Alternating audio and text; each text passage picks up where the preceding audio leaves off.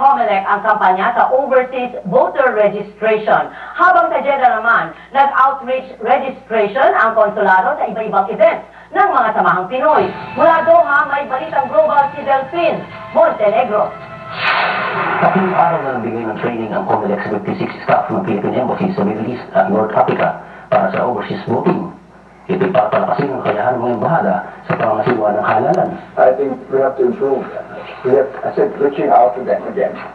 Maybe we can ask the embassies to register them in their job sites, restricted job sites. Pero marami na problema sa hanay ng mga OFW na kailangang tulunan. Siguro sa pangyayari sa Pinas, nawala na rin sila ng bumoto, so huwag na lang. Kahit ang simpleng voter's ID, ang now. I never received anything kahit sa Philippine address ko. Siguro that would give us some sort of an encouragement. The main complaint is that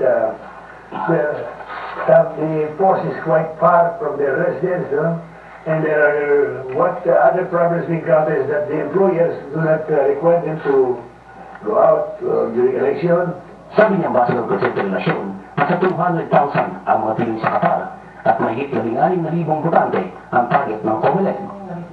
Hikayat ni Commissioner Elias Yusuf ang mahigit 5,000 Pinoy Muslims sa Qatar na magparehistro. At sa Jeddah, nag-outreach registration ang konsulado sa 19th Abdullah Medical City Bowling Friendship Game na sinalihan ng 49 teams. Nandito po kami para sa inyo.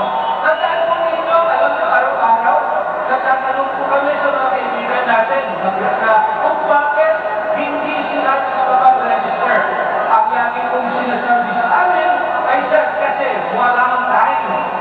Walang time. Ay kaya ako kami ngayon, napunta dito para kayong lahat ay magkaroon ng time.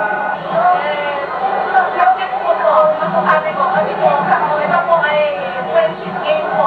So, lahat po ng mga Pilipino, kahit na anong klase po, ay nagtipon-tipon dito. At ang IBO training graduation ceremony ng Kapit BC OFW, pinasok din ng konsulado. Ay nangyayari ko ng lahat na magpa-register sa Philippine Consulate para sa ating overseas activity voting para sa election sa 2016. Ang overseas voters registration ay tatagal hanggang October 31, 2015. Kasama si Francis Mikel ng Jeddah, Delphine Montenegro, NBS News, Doha, Qatar. Susunod!